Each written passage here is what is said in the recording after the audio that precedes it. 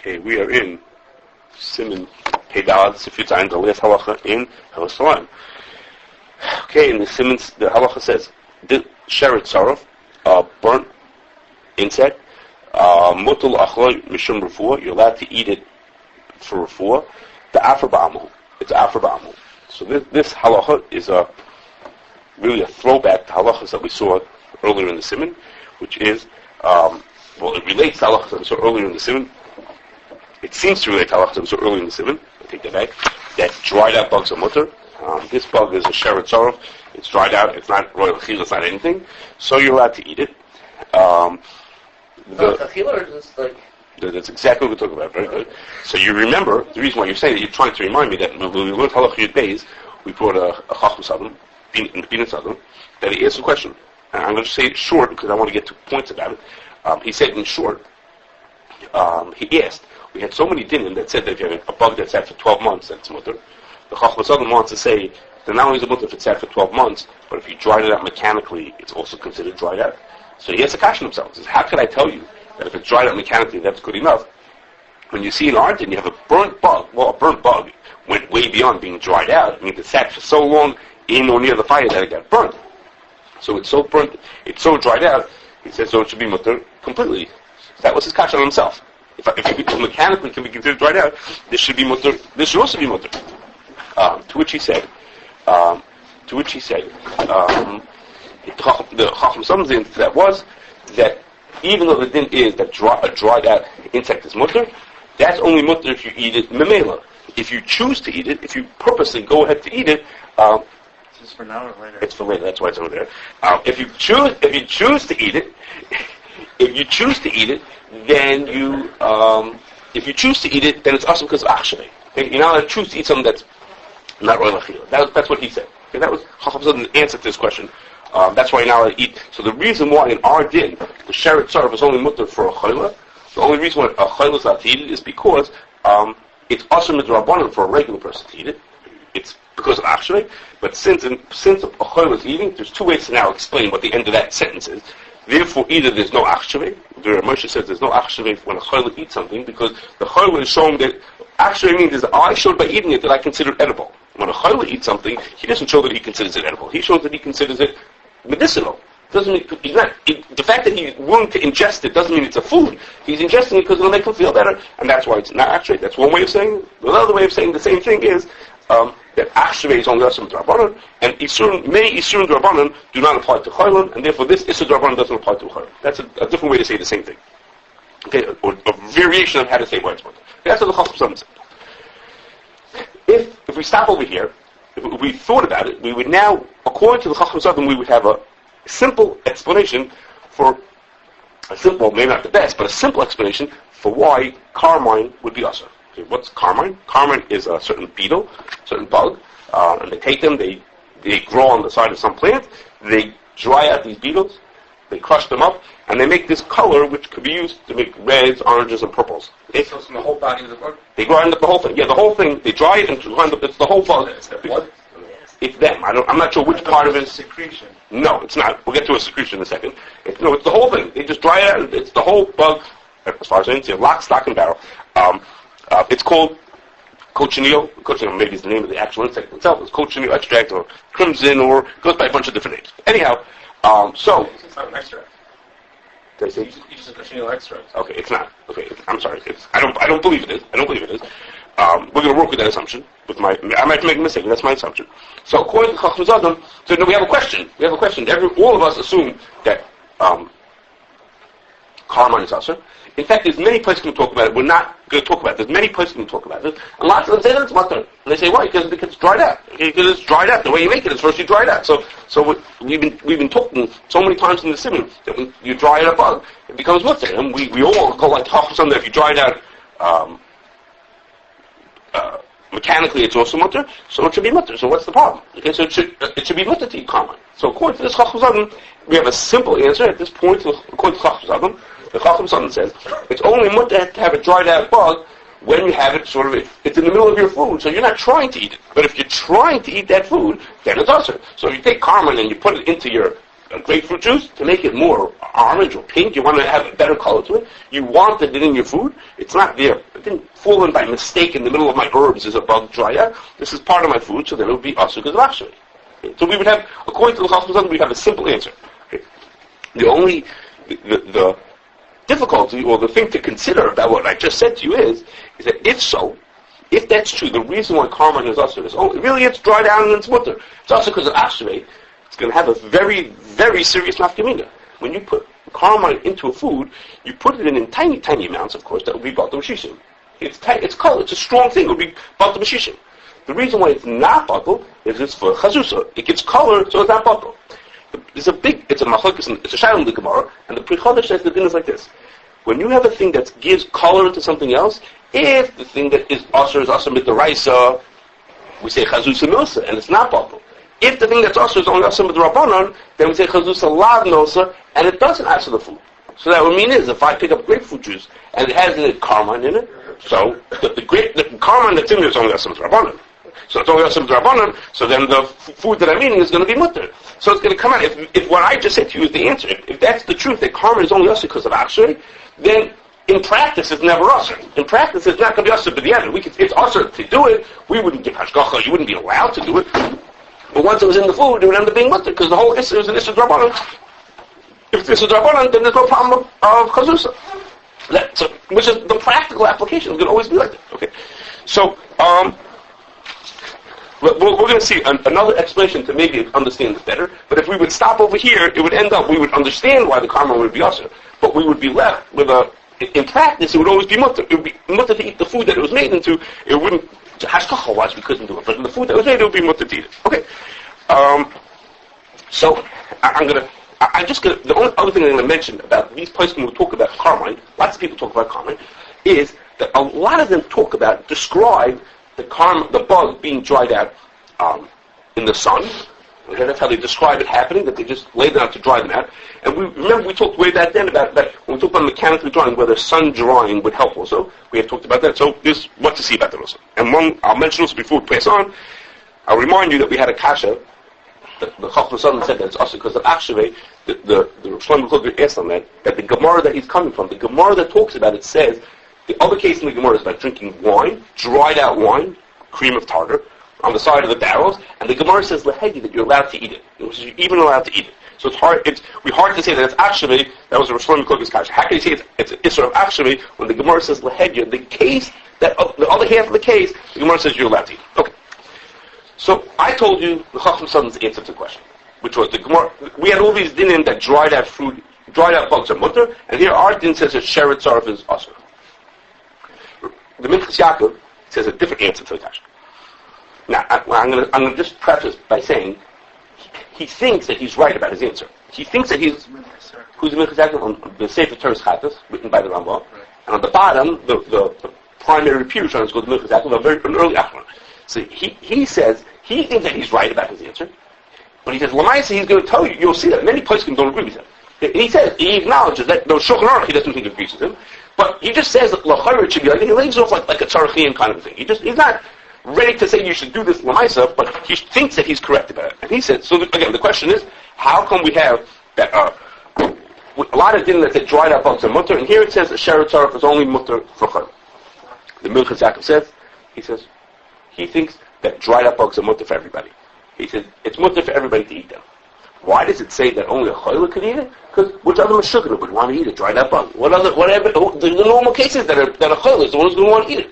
He says if you look in Kufnan Hay, it's in Kufnan Hay where it talks about chayla eating food that's asur. The Ramah brings exactly this thing, but there the Ramah doesn't say that only a chayla could eat it. The Ramah says only a chayla is allowed to burn a bug just to eat it. In other words, Ramah says what the chayla is limited. What only a chayla could do is a regular person can't burn a bug because it's bitlis l'chatchila. If I take a bug and I have to burn it to be able to eat it, that's bitlis l'chatchila. A chayla doesn't have to worry about that. A chayla is allowed to do that, but everybody else should not burn it out because it's a bitlis l'chatchila.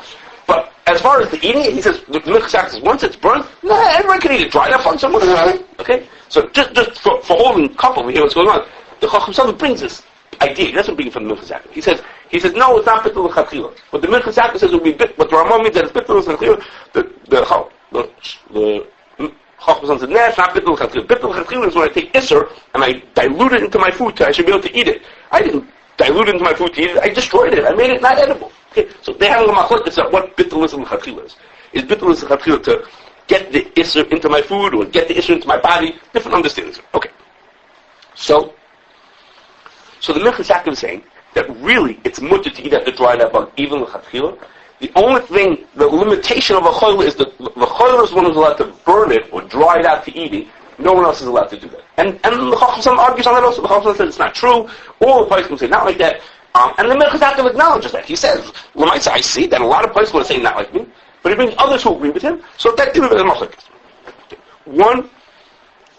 one of the rayas that the Minchas Yaakov brings to his point, that once it's dried, once it's made inedible, everyone's allowed to eat it. Once it's dried out, he's going to be mixing a lot of terms over here. Once it's dried out, everyone's allowed to eat it. It's a din.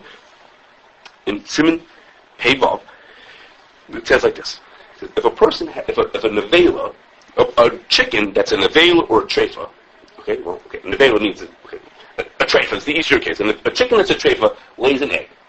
That egg is also. Okay, and the same thing as a chicken, an egg of a nevela would mean is that the animal died and there was an egg inside of it. That animal is treif. Why is the animal treif? The egg is treif. Why is the egg treif? Because it's a yotzi min hatamei. The chicken was treif. This egg that came out of it came from a treif animal. The egg is treif also. But the Gemara says, also brought in Siman Hey Vav, the Gemara says, if that egg hatches and turns into a chicken, the chicken is mutter. The little chick that hatches out of that egg is mutter. So even though the egg was usher, when it turns into a chick, it's mutter. Matatom. How could it be such a thing? That when the egg is usher and the chick becomes mutter, the Gemara says, because in the process of turning from an egg into a chick, egg like as in think of what's in your house, in the refrigerator. Okay, you have an egg in your refrigerator, that's an edible item. It's masriach. I think the Gemara says misrusari, it's masriach. It decomposes before it turns into a chick. And therefore, since at that point it passed to being inedible, therefore the isser that it had originally falls off. The original isser that was connected to it is gone, and now we start with a new thing. It's like a new thing came here, and that thing is mutter. So he says, so Minchas Yaakov says, does anyone say you're not allowed to eat the chick? L'chatchila, you shouldn't be eating that. If you knew where it came from, you wouldn't be allowed to eat it. No, there's no isser l'chatchila to eat it.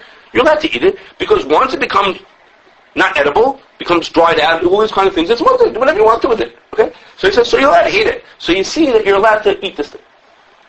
That's okay, because What does he want? What does he want exactly? You see, in that case, the egg became inedible. The egg became inedible, and it became mutter to eat. Not while it's inedible. If they kill the chicken. Well, if you would want to, you could eat it. Why can't you? You want to eat it with blood and bones and whatever things guys is growing. You gotta wait till you eat when it's born. You gotta wait a day.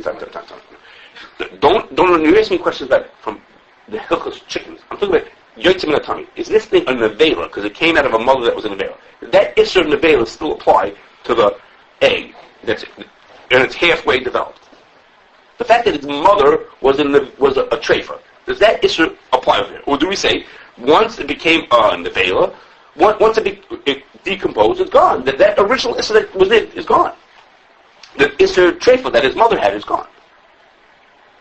Maybe while it's nevela, this is still applied. But then it turns into a chicken. We say that's something new here. Okay. So what Yossi's trying to say, he's trying to remember that before Pesach, we talked about this Gemara. When we learned, we spoke about Kit Yish and Ishtana. We spoke about Kit Yish and Ishtana. This is one of the Gemaras that's one of the rayas for Kit Yish and Ishtana. That in the Gemara says over here, is not saying that when it becomes decomposes, then you can eat it. The Gemara is saying two things have to happen. First, it has to become inedible, and then become something else. That makes it mutter. Okay, in order for something to be when nishtana becomes mutter, nishtana doesn't mean when it changes from one thing to another, it's mutter. Nishtana means is something like that even happened by a bug. By a bug. Was it edible in the first? That's a very good question. It's actually a very good question. Rabbi Ashok asked that question. Very good question. Hold that a second. So in the Gemara there is saying that when something is nishtana, it becomes mutter. Nishtana doesn't mean it changes. I mean, that's what it does. But nishtana doesn't mean just that it changes from one thing to another. Nishtana means it becomes inedible and then recreates itself as something new. If it goes through both of those steps, then it becomes mutter. So it sounds like gelatin is good. And that's why gelatin is asr. No, that's why gelatin is asr, because even though it becomes inedible, it doesn't become something else. It goes back to what it was. The proteins that were in there that hold the bones together, everything else was burnt away. It's inedible, and then it goes back to being itself. Nishtana is only mutter when it goes, this was an egg, asr. It became inedible, and then it didn't come back to being an egg. It came back to being a chicken. So the reason why that's mutter is because it changed something else. If the thing would come back to being itself, then it would be asr. Or if it would stay inedible, it would be asr. If it turns into something new, it's palm chadash b'olkan. It's a new thing. It's not the original isser. It's not the inedible original isser. It's a brand new thing. Yes. Did you want to say? Okay, no. No, but that where gelatin fits right into the middle of this whole mix. Gelatin is exactly part of this. Okay. So now, if we're right about this explanation, then we can now have a better understanding why Carmine should be asr. And I have to tell you, what I'm going to say to you now, after understanding this, the way I'm coming to it this way, then I would look back and say, oh, that's what Rebelsky meant. Okay, Rebelsky, we talked about this many times. And other people talked to him, and for the life of me, couldn't figure out what he was talking about. He would always say the same thing. He always said the same thing, and we all couldn't understand what he said. And now I think we understand what he said. There's some questions, but basically, now we understand what he says, which is like this. When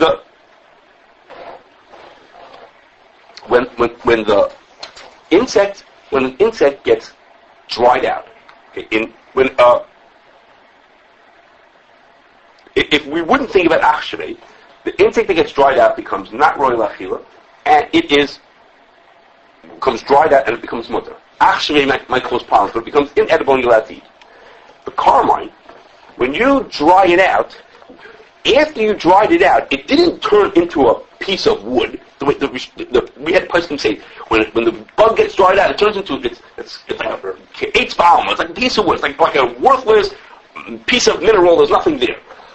That's not what happens to the bug. When this Carmine dries out, it's still retaining these tremendous properties that the bug had, which is it's got this great color to it. In other words, it didn't disintegrate and turn into ashes. It didn't turn into something worthless. It stayed what it was. Rebelsky's example is, he says, let's say I take milk powder. Okay, it's dried out. Does anybody think that milk powder is not milked? Does anyone think that dried out beef jerky is not mutter? It's also it's mutter because it used to be trade, but now it's all dried out. It's ridiculous because if you take the milk powder and you put some water into it, it turns right back into milk. So it obviously did not lose its properties by being dried out. Many things do. Many things, if you take a bug and you dry it out, it's nothing there. It disintegrates. It's worthless. We talked about there were bugs that we dried out, and you touch them, the whole thing turns into a pile of dust. It's obviously it's not what it was originally. This retains so much of its original properties that we say the bug is still there. And therefore, the reason why Carmine is usher is because the whole gufa, that it's still there as a strong colorant, tells us that the drying out did not make it inedible. The dried out maybe you don't want to eat it with a spoon anymore, but it still has its properties. You don't want to eat cocoa powder either. Well, what would you do with cocoa powder? You can't eat cocoa powder or flour. He says, I have a great idea. He says, we can make bread on Pesach because the flour is dried out. So once it's dried out, it's not usher anymore. So how we can make bread on it? What was hard to understand? Because what's hard to understand is, it's fine if you say that for flour and milk powder and cocoa powder, all those things, that's fine. The problem is that that Carmine, when you put it into water, it doesn't turn back into a bug. It happens to be that there are certain properties about this dried out piece of wood that are useful to you. It has a color into it, but it doesn't turn back into a bug. When you put milk powder into water, people take baby formula, they put it into water, and guess what? They have a bottle of milk. Right? It's a bottle of milk again. So they got the same thing back. So obviously, they just recreated it. Over here, you don't get bugs back. What do you get? You get a coloring that, he said, an extract. You get something that has some value that was in the original thing. But does the bug have any life to it? Any bugginess to it? No, you didn't recreate the thing itself. But he's saying, If it retains so much character, it can't be eitz ba'amal. It's not a dried out, worthless nothing. It's something. It's still a. I think you have to check all the bugs. Because they don't dry out to make sure they don't have. We happen to like this red color, but what if someone's black?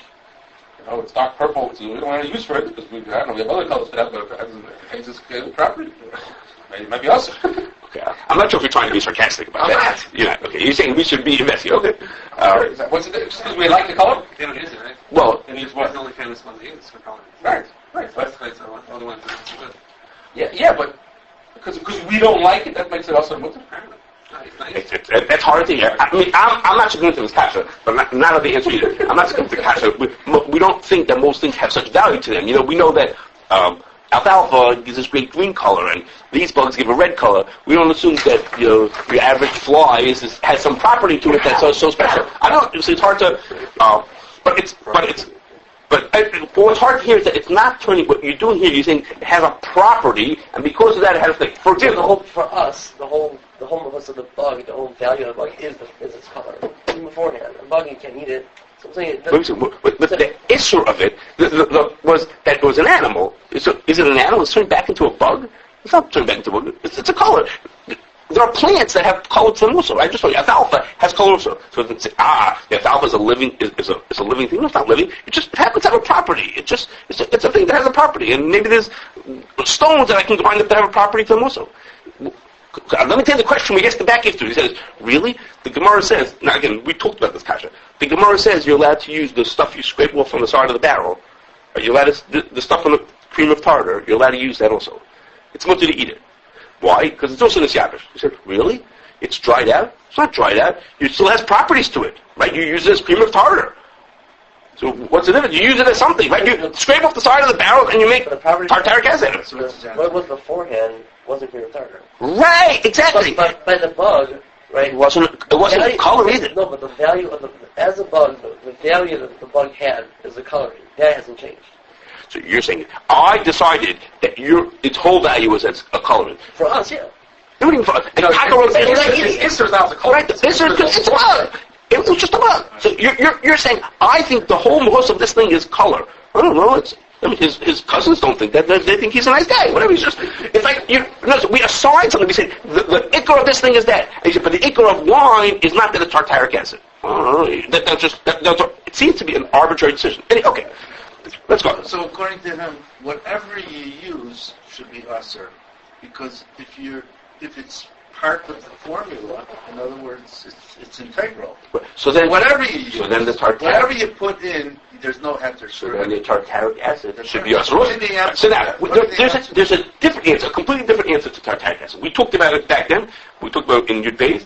I'll tell you in short. The answer is the issur of wine is different than other issur. There's a special din in wine, which is when it becomes not wine anymore, it loses the issur of wine in it also. If a pig wouldn't be a pig anymore, it would still be usher, as long as it's edible. Wine has a special din that when it's not wine anymore, the issur of wine goes on. So here, by turning it into not wine, it became not wine. It might still be something, but it's not wine. As long as it's not wine, it might be mutter. So we might have an answer to the question, but anyhow, let's go. So according to, let me just finish this last little knage, which is, if we're right that that's why it's usher, that's usher because it's still the bug, then it's usher midaraisa, and then the food that has the Carmine mixed into it is the Carmine is not bottled. Because that nafkimi, then it'll now be usher midaraisa, and not just usher midaravan. Okay.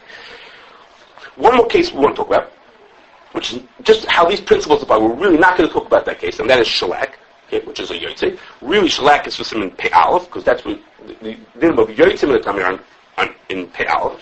But one part of it, which is how we're going to apply that. Okay, what's shellac? Shellac is this also a bug. Okay, it's a lac bug, LAC, a lac bug, and it also. What do you say? Shellac. Well, and other people say it's shellac because it's from the female lac bug produces it. Whatever. Really, it's not true. Really, it's called shellac because what did I read? In some language, that means millions or hundreds of thousands because they get lots of them on one branch at a time. I don't remember. Anyhow, so it's called shellac. It excretes a waxy substance, a resin. That is to say, it sucks out sap from the trees and it excretes something. Is it connected to cardopa wax? It's not. It's not current wax. No. It is confectioner's glaze or resinous glaze. That goes by these other kind of names. And it excretes this thing. It excretes it the way I read, according to the company that makes it. One of the companies that makes it, it excretes it for a protective covering for their larvae. Okay? So it excretes it. It grows in, if you're curious, in India and Thailand. And so it's all over these branches on these certain kind of trees, and they scrape it off, dry it out, and they use it. Okay? With the larvae still in there? With the larvae? I don't believe so. Okay, I don't believe so. That's a good question, but I don't believe so. Originally, the original uses that they had for this thing, going back a couple hundred years, was for varnishing wood, for furniture, right? As you think of shellac, like buying it in Home Depot, for putting on floors as a covering because of coating. Okay, it doesn't dissolve in many solvents, so it's good because it protects them. Things can't get through it. People use it for wallpaper, for printing, like a whole list of things here. Okay, anyhow, more recently, people came up with the idea that they could use it for coating foods and medicines. Okay, and those are two opposite uses. One of them actually has to do with the din. One is we use it for foods because it makes the food shiny. Okay, it either makes it shine or helps you retain its shine. That's like to the din itself. And the other thing is medicines use it, and this is an interesting, it has to do with our Moshe Shuvah, which is really not a topic, which is, it does not get dissolved, if I understand correctly, it does not get digested in the stomach. It only gets digested in the intestines. Okay, the stomach, the acid of the stomach doesn't digest it. I think the alkalines in the intestines do, if I got it correctly. And therefore, if a doctor wants you to have a time-release medicine that should only come out at a certain point, that medicine gets coated in shellac, because you swallow it whole, doesn't get digested in the person's stomach, doesn't get digested until it passes through the stomach, and then for whatever medicinal reasons it has special property, that actually has, what I just said, has to do with Ramos's truth. Ramosh has, one of his things of why he's Master Shellac has to do with that. Okay, anyhow. So there's a big nafkamina between Yotzei Min HaTamid and a thing that's Isser by itself. And the nafkamina is like this. Again, the Carmine is the Isser itself, it's ground up bugs. And the shellac is not a ground up bug, it's a yotzei from the usr bug. And the nafkamina is like this. When you have an isser, if it becomes inedible, it's mutter. If it becomes inedible and reverts back to its original isser, we said, it goes back to being usr. It only becomes mutter if it becomes inedible and then turns into something new, then it could be nishtana. Then we say it's nishtana. But a yotzei has a different thing. If what's excreted by a treif animal is inedible when it's excreted, it's called pirasha, which literally means excrement. Okay, it's excreted as something inedible, and that's not usr. The only yotzei that's usr is the yotzei that comes out as edible. So eggs that are laid are edible. Therefore, they're usr as a yotzei min hatamid. If it comes out of a treif bird or an animal that is actually a treif that lays it. But a yotzei which comes out when it comes out that it's inedible, that is usr, even if later it becomes edible. So the questions we've been talking about Carmine, that we have a use for it later on, wouldn't be negated to the shellac because it comes out in its already inedible form. Okay, in that product, I'll just mention it because he mentioned it. I'm saying to you is it comes out inedible and therefore it's considered pirasha. Yitzchak said, no, the bug itself is inedible. Okay, that's one of Rabbi Yasha's questions on shellac, on Ramos's cooler, is that he says, how can you say that it's mutter because it comes out as inedible? That is to say, you're saying, it's not as usher as its parent because the parent was edible and I'm inedible. The animal had excrement that's inedible, it came out of an edible thing, so therefore it's inedible. He says the mother wasn't edible either. The mother was also inedible and it was usher. So the fact that what came out was inedible shouldn't make a difference. The mother itself was the father, whatever, the parent itself was inedible. So what does it make a difference to me that what came out now is also inedible? Okay? Minchas Yaakov for Simon Payout.